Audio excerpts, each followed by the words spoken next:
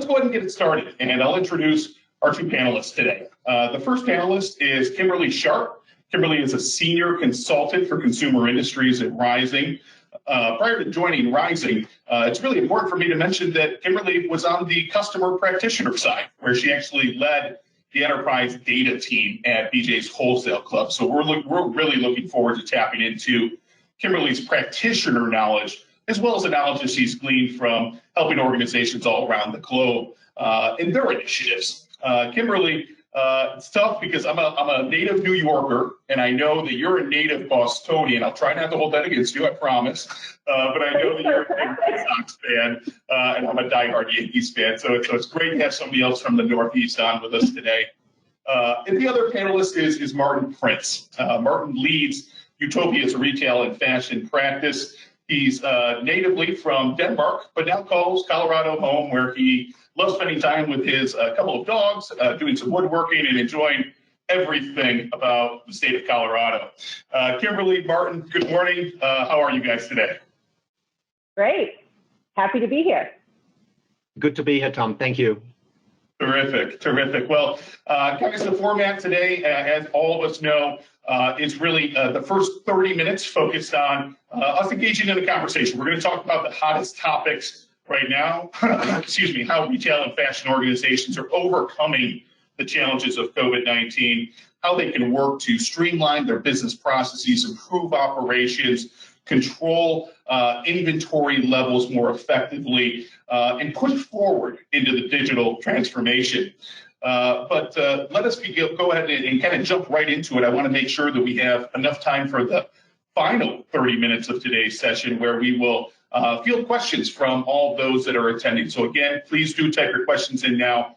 Let's go ahead and get them in. So Martin, we'll go ahead and get started with you. We're seeing a lot of stores closing, stores and brands, retailers that have been around for a very, very long time. In fact, a recent report has indicated that over 20,000 stores will close as a result of COVID-19 itself, outside of just standard the standard business environment, all COVID-19 related. They're being challenged with razor-thin margins. They need to reduce inventory levels. They need to find ways to improve their internal processes to hopefully prevent them from falling victim and being the next brand that has to file for bankruptcy, reorganization, or eventually closes. Martin, how can a data foundation help organizations do just that and prevent those perils? Yeah, it is really sad times, and I was actually reading even on the BBC, right, that a little donut shop near the studios in Los Angeles was actually closing, a little mom and pop store, right? But if we take things into a bigger for bigger retailer change with multiple stores, right, I would say that there are four things you can do fairly quickly, right? First of all, you need to prioritize your data. What is the most important data that you actually have in your vendor master, in your article master, as an example, and stay focused on those. Where do you get the most bang for the buck? Don't get caught up in the perfect, right? There's a saying that perfect is the enemy of the good.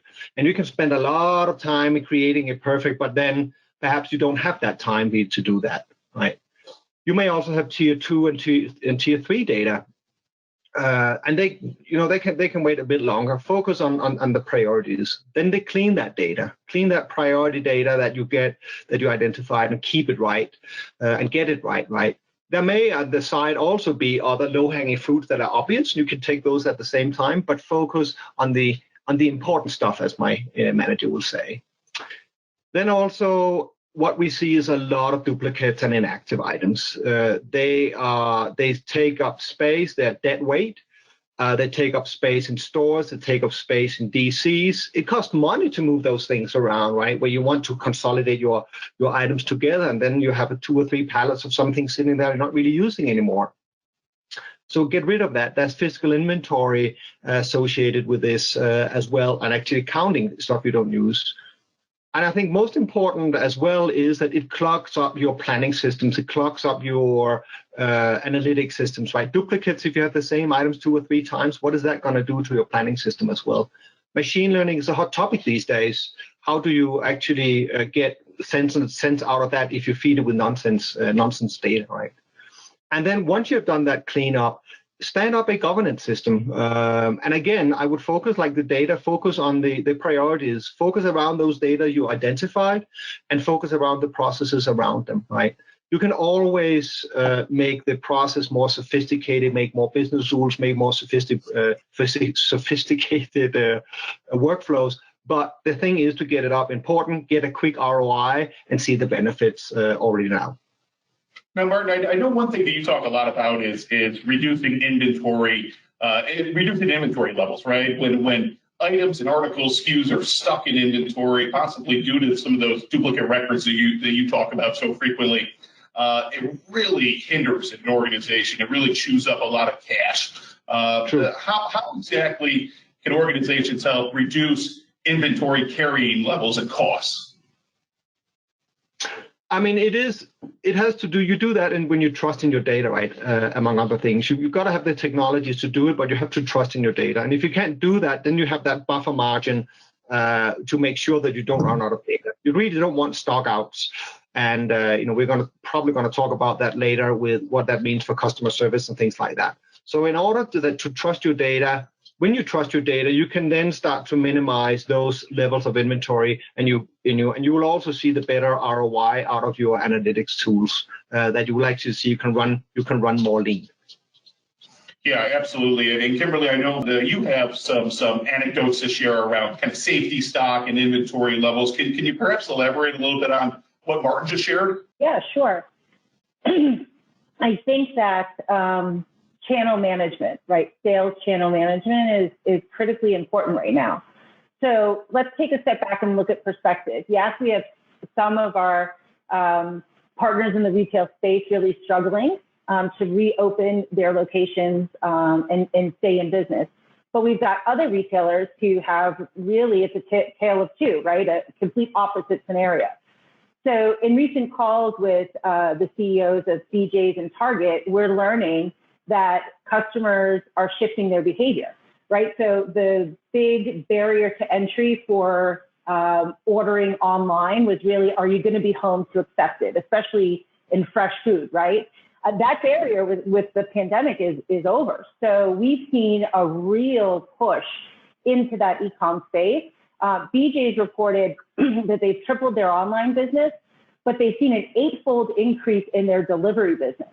Target has seen 5 million brand new members who have never shopped Target.com before, and their curbside contactless pickup has 2 million new users, right? So we've, in a span of 90 days, for what's deemed the essential retailers, have really seen their digital planning and the ability to meet consumer demand go from, year 1 to year 5, but in a 90-day period, right? And so as a consumer, we're all consumers, right? We get frustrated. I know we've all had situations where you've probably ordered something, you then get a notice that it was backlogged or it's not able to come in when you thought it was going to come in from a delivery perspective, right? It's the most frustrating thing, Kimberly, is I recently, a week ago, ordered online, right? So we're seeing this kind of urgent shift to e-com. Everybody's ordering online. And actually it was from a grocer too as well. And we recently have seen even grocery e-com surge by over 210% in the past couple of months alone. That's kind of the sector that maybe we least kind of associate with e-com, but even they're making a hard push. So anyway, I pulled up, did the whole curbside contactless thing, right? And I find out like 5 items that I had ordered aren't available. And I didn't receive any notifications. The system didn't prevent me. I mean, where does data come in to kind of prevent challenges like that and really help erode the customer experience? I mean, I might not even be going back to that store again after that.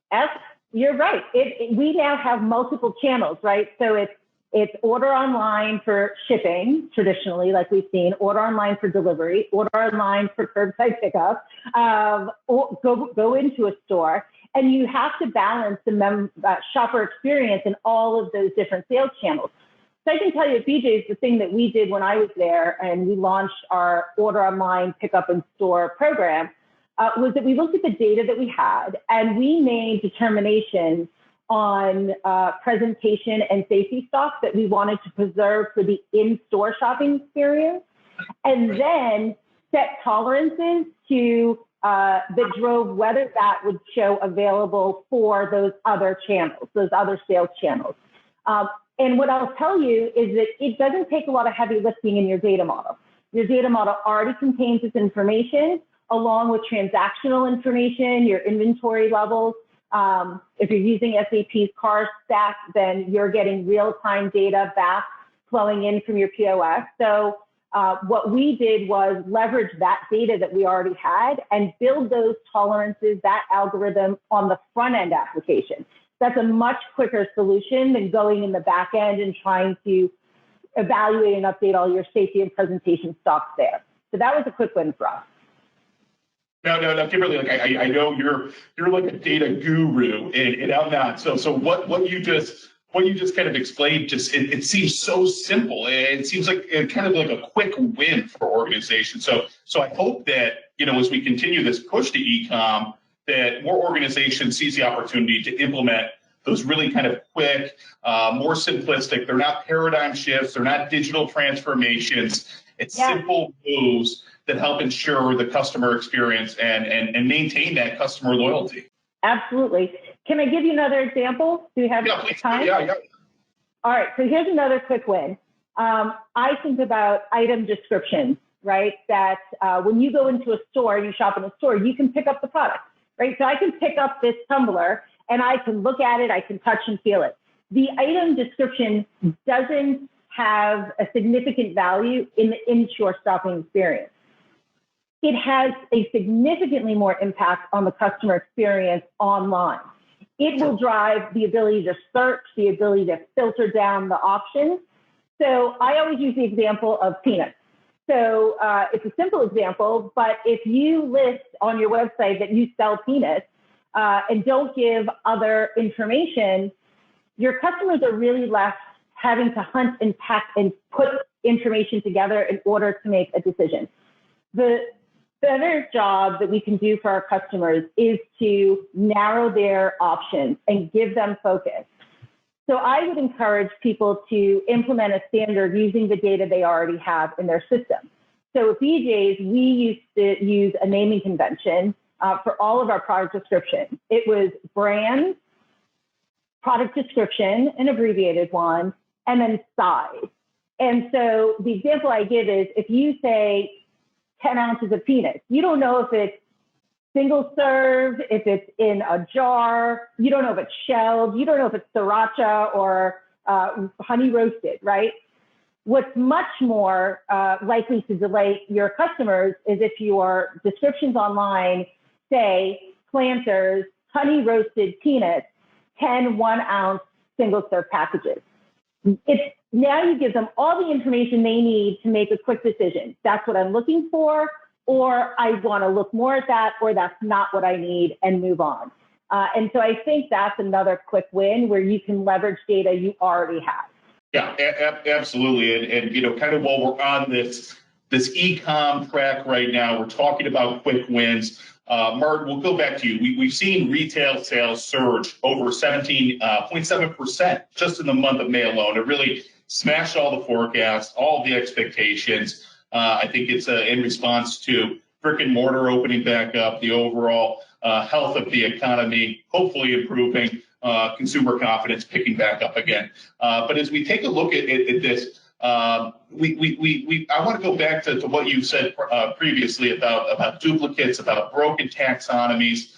A recent report by Deloitte found that a duplicate record that enters an organization's supply chain can cost that organization over $12,000 per duplicate.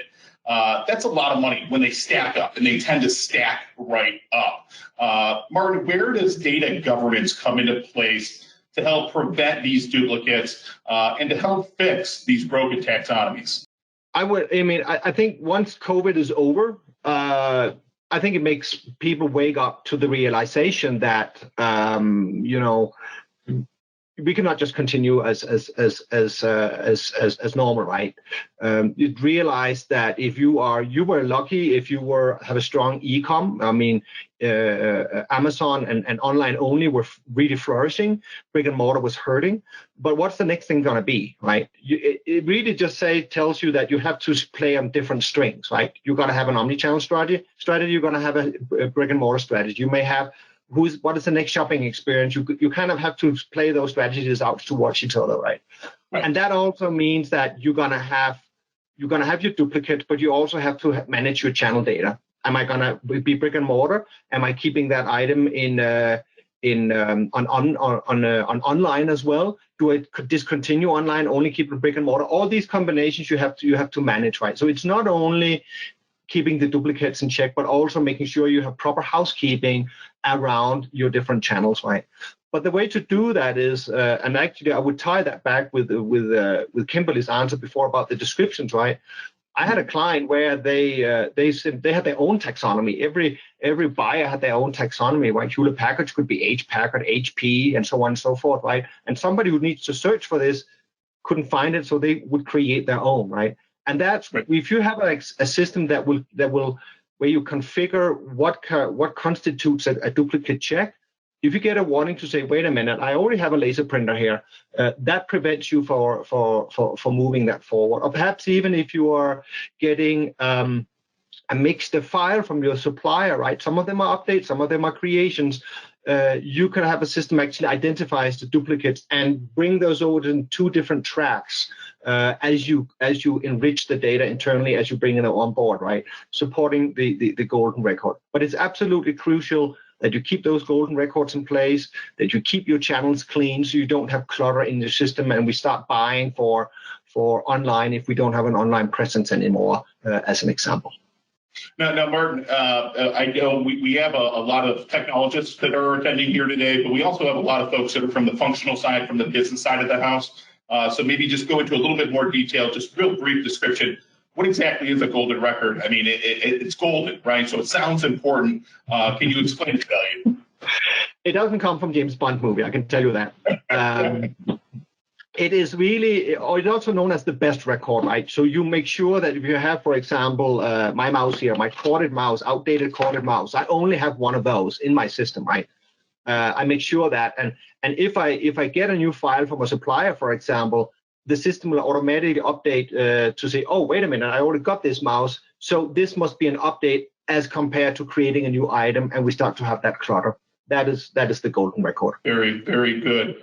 Very good. Kimberly, maybe shifting back over to you. I know again, from our talks that you and your teams right now are all about the quick wins, right? What can organizations do to overcome the immediate challenges, find those quick wins, almost kind of baby step to some of those larger projects that they know they want to take on, but haven't quite built the internal support yet for it. So those quick wins really help with that. I know you've got a story, and you call it the show me the money story.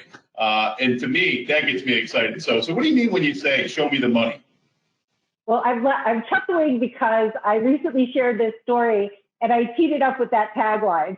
And I immediately realized the audience was new data professionals, and my cool factor dropped a lot because I realized my social and pop culture references were maybe no longer relevant for them. But what I mean about that is that you really have to get quick wins, and you have to speak the language of your C-suite executives, which means tying your data initiatives to things that they care about, things that are important to them.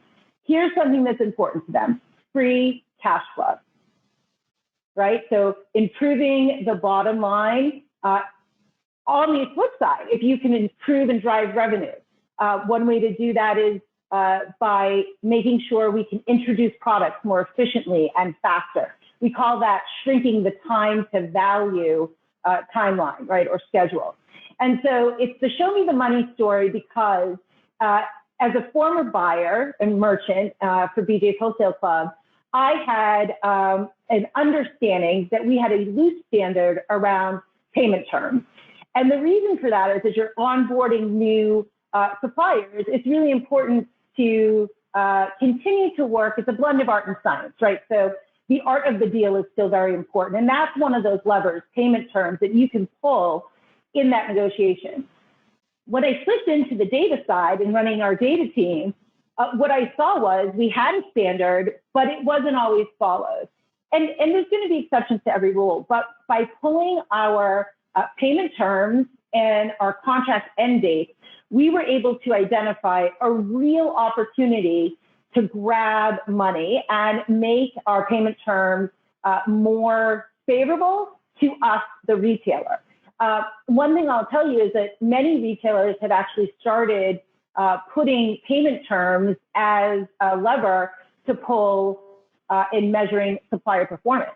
So you can use it as an incentive, right? Once you align to that standard, then you can say if your on time and fill rates hit certain thresholds, we can look at the payment terms. But the first thing is to see what's outdated, whose contracts are coming up, and really analyzing the data you already have to bring people in line with the standard. And I think that really data can be the hero in that scenario.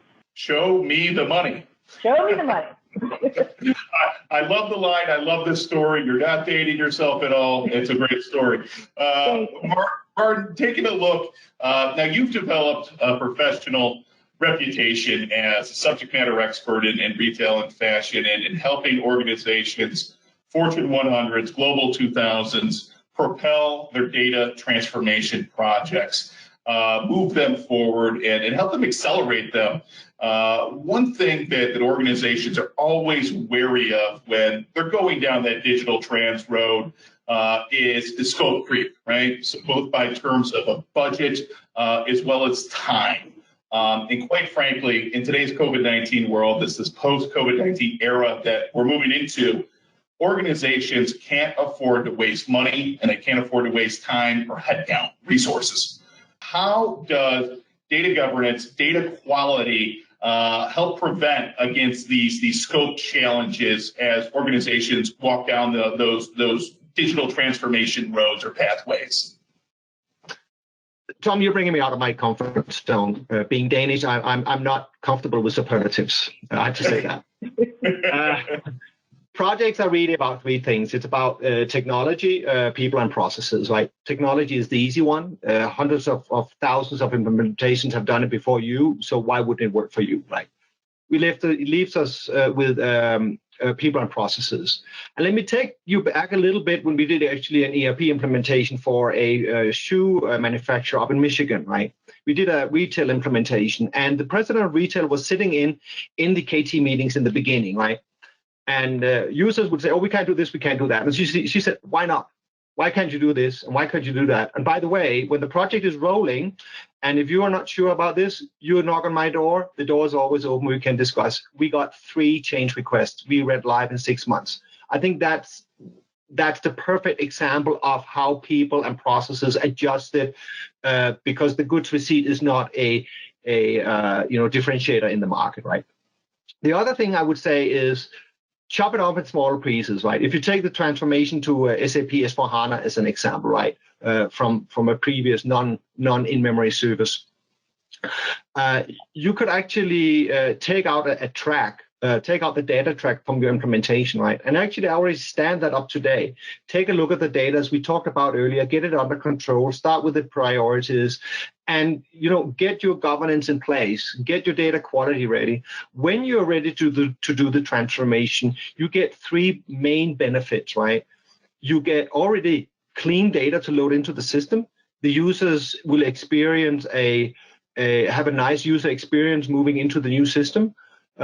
In all my projects, and I am the common denominator here, but I hope it's not just me, is that we were struggling with that. We would mock up data and they would be wrapped around the axle about this doesn't belong here and you can't do this, you can't do that. And, all those things will go away, right? You get your governance processes already in place, nice and quiet before. And most important, you get risk mitigation as you talked about. You reduce your risk, your master data track is already taken care of. Yeah, and Mark, maybe this is a good time to elaborate a little bit further on Utopia's the governance solution for retail and fashion. It's called SAP Master Data Governance for Retail and Fashion Management, solution extension by Utopia. Martin, recent updates just came out on 1909. Maybe you can just quickly elaborate on some of those key pieces of functionality and perhaps how they translate into business value. What we've done, Tom, is that we have focused a lot around the processes, be able to tell the end-to-end story, process the data. How do you get data in? How do you efficiently do enrichment? And that could be, for example, from a company who have many different approval steps to one of my big projects right now is they have the no-touch step. They simply want the system to say, if this parameter is such and such, I'm selling in Canada, Mexico, and United States, right? And they essentially want those to process immediately. Erroneous items get kicked out. Manual processing, 98% will move on, right?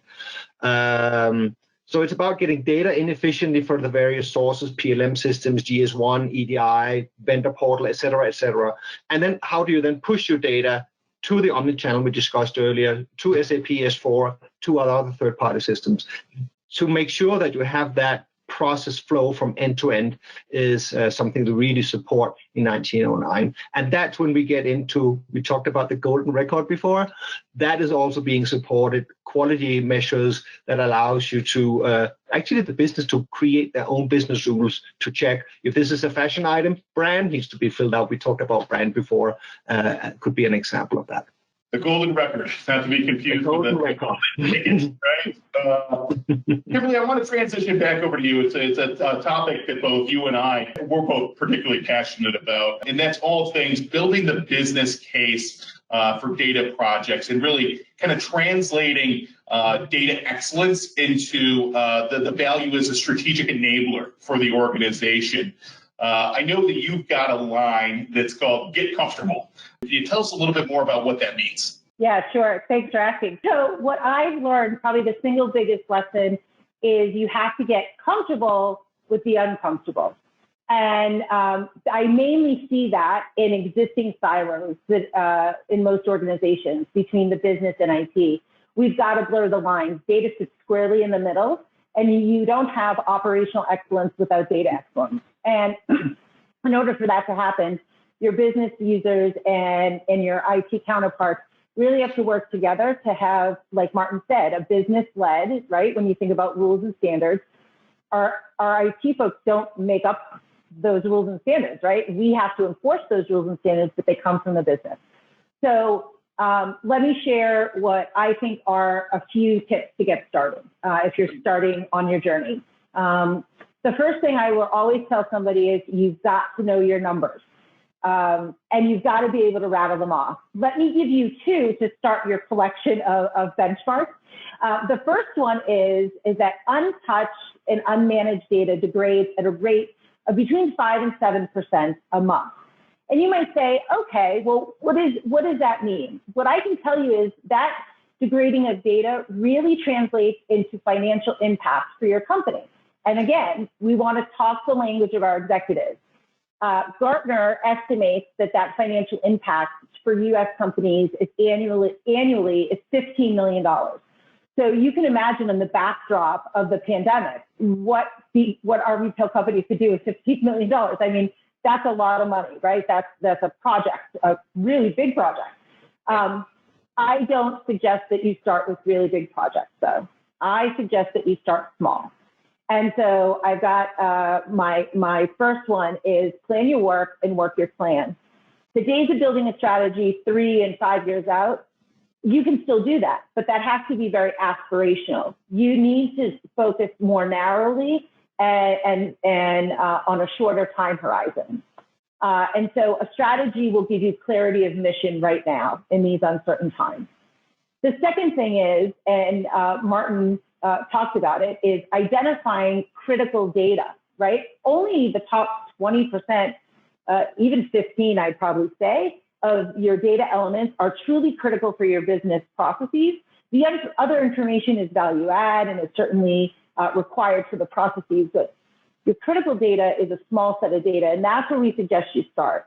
And so we suggest that you identify that by using a scalable and repeatable process. And we really find a decision tree that helps take personal opinion and input criteria that you can follow to determine what's important.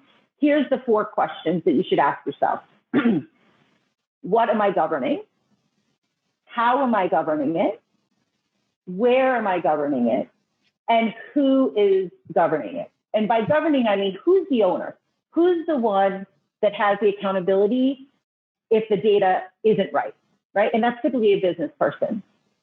And then the third thing I always say is it's still all about the people.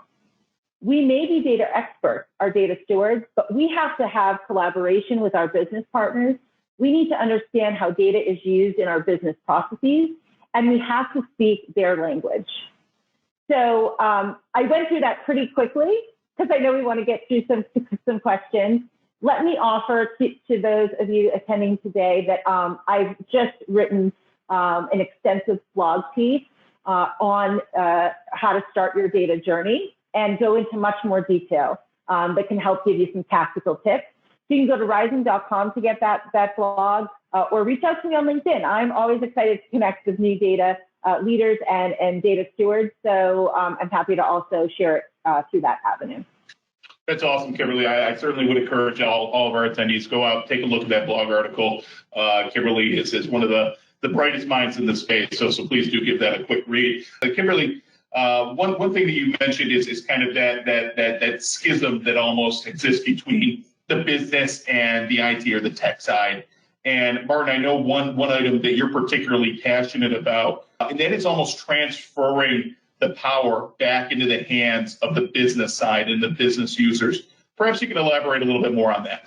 It has been many of my clients. We take over either we take over the most common systems for governance, which is email and spreadsheets, or we walk into something which is homegrown, right? And one of the downsides with the homegrown systems is that everything goes via IT. You have to create a ticket to get the smallest thing, right, created. And what I mentioned earlier with for example, in SAP's MDG platform, you actually have this quality feature now where the user community, and it should not be everybody create, because then we're back to square zero, right? Everybody creates their own, and it's contradiction, right? You have to focus and you have to make sure govern the governance process, so to speak, right, to make sure that the governance is sound, right? But it does allow a super user that do understand perhaps more of the consequences to write their own business rules, right? Write their own business, simple to medium business rules, and that could be a start to get something started. And then you could perhaps create a ticket if it's something more complex that you need IT to do with, right? But it does, again, give power back to the business users, right? Making adjustments to the workflow, making, for example, Kimberly sits there Friday afternoon, it's 5 o'clock, and she still has 200 articles to go, right? And you, Tom, say, hey, Kimberly, you look stressed out, right? Yeah, I got 500 to 200 to go. Why don't you just give me 100 of those, right? And give that flexibility of the user community to even out resources, and give them different tools to work with in the different scenarios. That's a nice way to close out, Martin. Thank you for that. We'll now go ahead and tap into some questions that are starting to roll in. The first one, what integrations you have to bring the catalogs from big vendor like Coca-Cola, and how can we get the most of the data information from vendors versus spending time internally to enrich the data? I'll jump in first just from personal experience. We know that there's data work. Coca-Cola is a great example. They've got a really robust data program that takes their raw materials out to their finished goods, right? And so what they finish within their system is where I want to begin as the retailer selling their product. What often is there's a disconnect, and getting that information is very manual. It relies on buyers. It relies on salespeople in order to pass that mainly supply chain information is where we see the biggest breakdown, pallet configurations and such. So really utilizing one of like One World Sync and FSCnet, right? There's lots of great services that allow retailers and their suppliers to communicate and capture data. Those services allow you to pull forward some of your required data. So yes, it captures data that every retailer can use, but you have the ability to work with those providers and customize data so it enters your system more cleanly. If I may add on that, I have a client in a grocery space in Scandinavia, one of the highest cost, areas in the world, right? They get 60% of their data in from these data pools or EDI, but 40% of their data is actually uploaded from spreadsheet. And that means that if you have an American supplier, they're not familiar with the metric system, they will put in KA and you have to fix that. The gross weight is smaller than the net weight and all these things you have to do internally, right?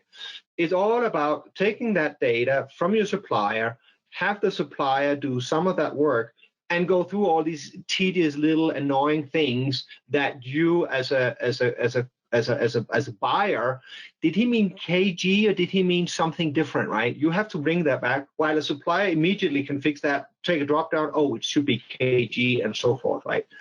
The same thing, the second thing is, I would say in the hard goods business, right?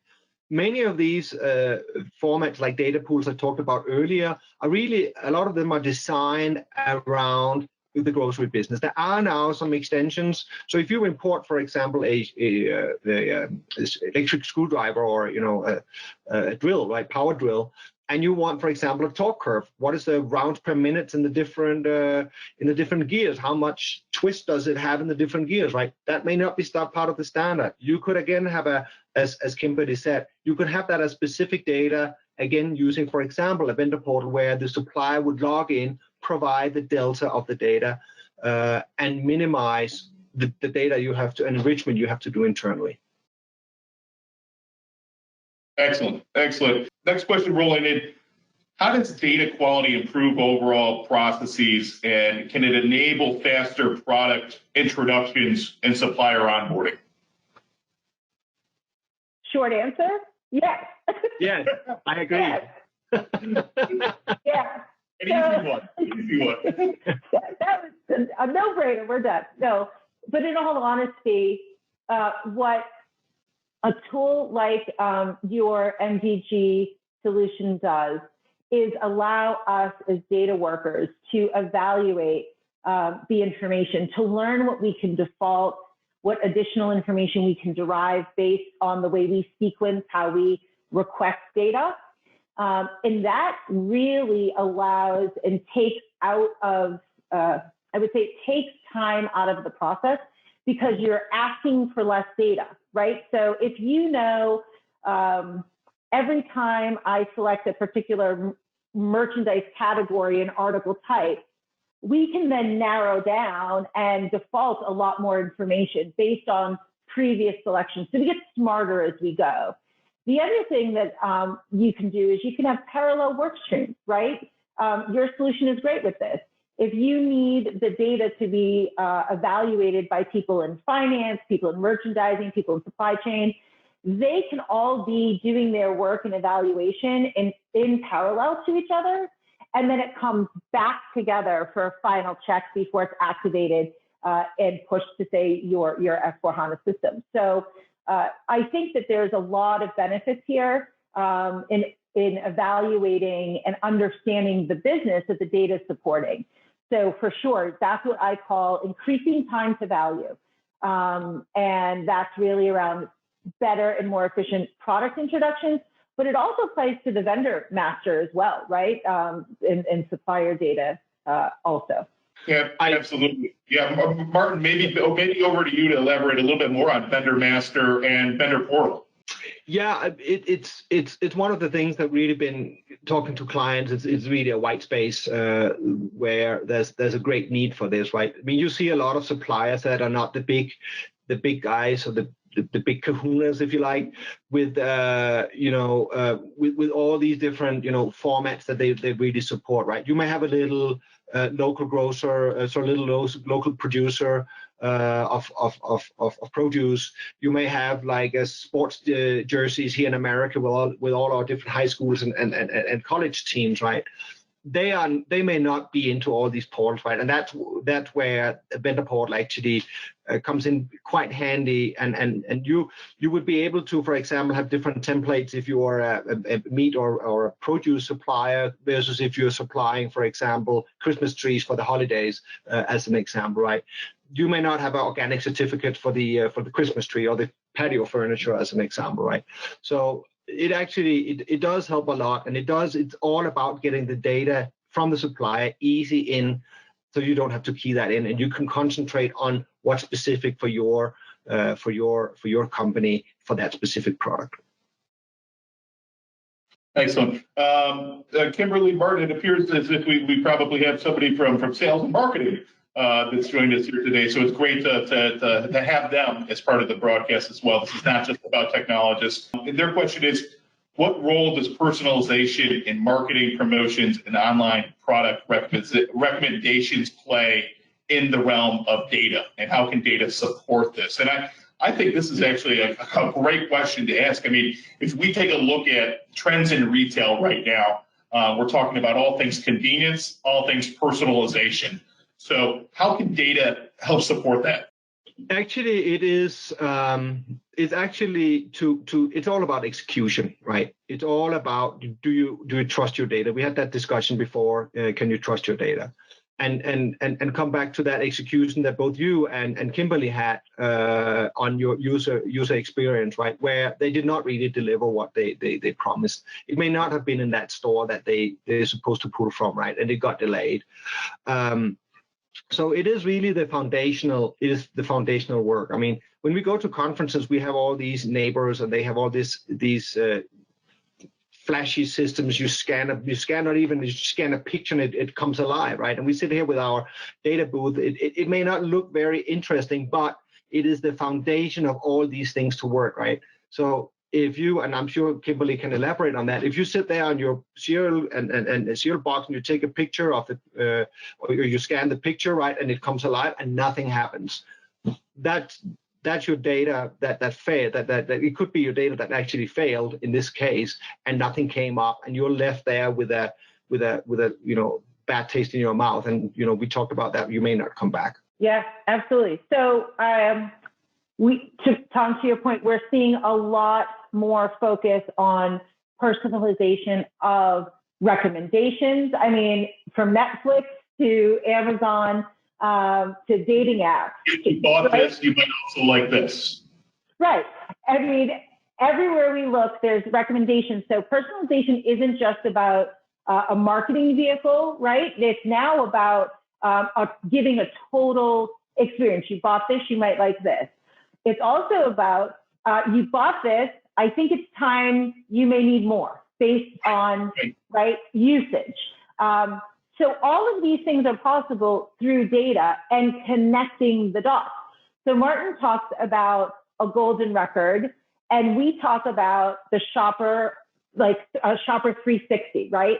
Our loyalty programs allow us to capture customer information. We have their shopping patterns because it's linked to them and what they've done. We understand where they buy certain things. So you look at a mass retailer that sells a wide variety of products. You may only go in store for, say, clothing, but you're really comfortable ordering toilet paper, if you can find it, and paper towels online and getting those shipped, right? You know that that's a consistent product. You know what you're going to get. So understanding those consumer behaviors is all in your data. So remember, the key to good execution, as Martin said, is data. So there is no operational excellence without data excellence. And I'll tell you, you think you have a PO problem, a marketing problem, an invoice problem, you've got a data problem. When you do the root cause analysis, it goes back to the data. So it's really foundational. We can talk fancy analytics, AI, ML, but at the end of the day, nothing works if that base customer, vendor, and article information isn't accurate. Yeah, well, guys, actually, the conversation just ties into another question that just rolled in. It's a longer question, but essentially it asks, how do we know where to get started? So Martin, when you're talking with organizations and they know that they've got a data issue, right, or hopefully they do, a lot still don't want to admit it, but they don't know where to get started in fixing it, solving it, and moving forward. How do you help walk them through that? I think there's two areas to this, and let me talk with the data and hand it over to Kimberly. Right. I think the first thing you need to do is how bad is it? How bad is it, and where is it bad? Right. Essentially, do a health check on your data, right? And you can do that. I mean, we offer what we call a data health assessment, right? We can either on-prem do an analysis, or if you feel comfortable with that, we can give us a subset. We will look for inconsistencies in data in general. We will look for descriptions, as we talked about earlier. Are they consistent? Is there taxonomy? We will look for duplicate items. We will look for items. Can we try to identify if they're in a certain channel? Are they maintained in that channel? Yes or no? All the things we talked about earlier, and then essentially give the client a report and say, this is your temperature of your data right now, right? And then, we can provide a recommendation on how to clean your data, how to keep it clean as well, but also to bring in, companies like Rizing with Kimberly's expertise.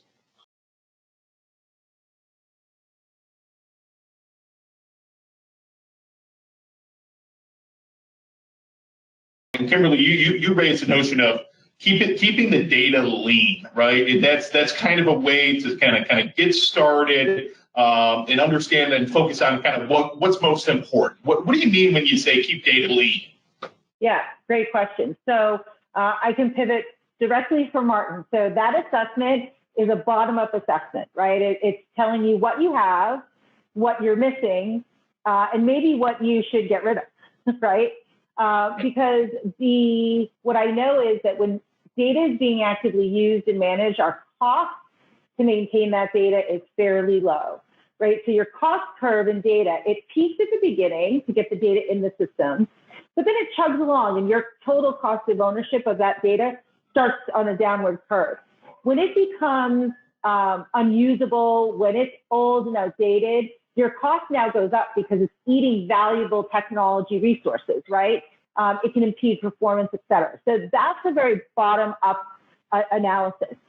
But I would also challenge you, if you're considering how do you get started, you can also view it top-down, and you can view it middle out. So what I mean by that is you may have a process that seems inefficient, that people struggle with, and you know it could be better.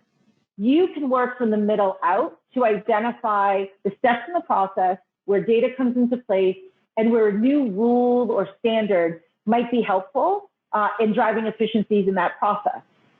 The other option is to start at the top, right? To identify key strategic priorities for your C-suite and the KPIs, the key performance indicators that are important to them.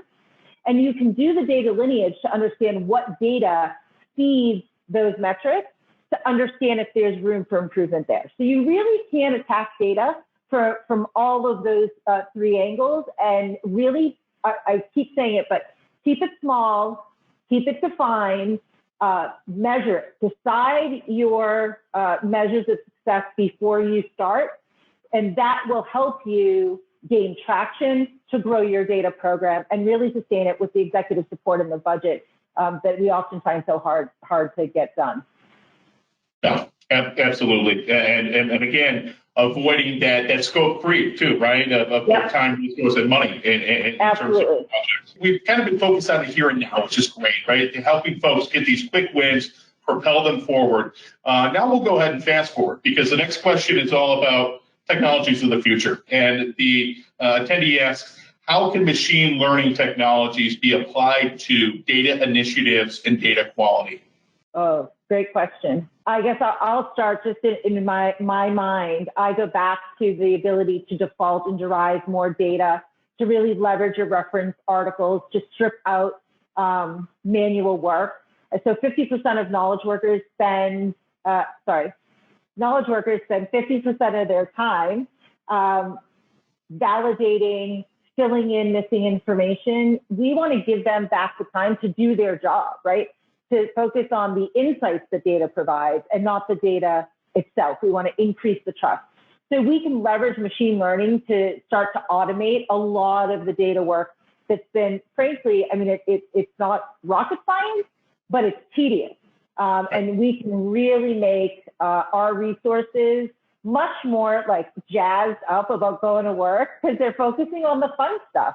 And machine learning allows us to focus on the value side of data instead of being stuck in the tactical and operational data that we can automate now. Yeah, absolutely. Martin, where's it being applied in your practice? Where are you seeing machine learning being applied? Very specifically, for example, here for the United States and also for Europe, you have the various HTS codes or commodity codes used in the United States for import duties. And the strategy in the United States is we don't check so much, but if we catch you with a big hammer, we'll slam you. And it's really tedious. So I have a client in the fashion industry. So if you have a jacket, for example, and that jacket has a liner that comes off, that's a different code of the jacket. And the liner now also needs to have its own. Can the sleeves detach? That's another code, right? And it's really a tedious process where machine learning really can help out. We could also apply it in, for example, we talked about the vendor portal earlier, where you could actually check, did the vendor actually upload the proper high resolution, low resolution? Is it actually the right product that the vendor uploaded? You can even scan a product sheet. So if you go back to, for example, the hard goods, if you have paint, if you have chemicals, right, make sure that the VOC numbers and all these things are actually in place. Machine learning can scan these things out of data sheets, out of label scanning, et cetera, and scanning the manufacturer's supplied information, right? So it's almost like there's no end in sight on what you can use. But you have to remember, you have to be able to go back to your data that you already have. So exactly like Kimberly said, if you want that value add, you have to have a sound data foundation because you have to teach your algorithm with the data. The algorithm is done. It's like I have a puppy now. It is as dumb as my puppy, right? When I received her, you have to teach. You have to teach with your data to the algorithm of how you want it to behave. Well, hopefully your wife doesn't hear what you just said about your puppy, Martin. We'll try. You have your ups and downs. It's like with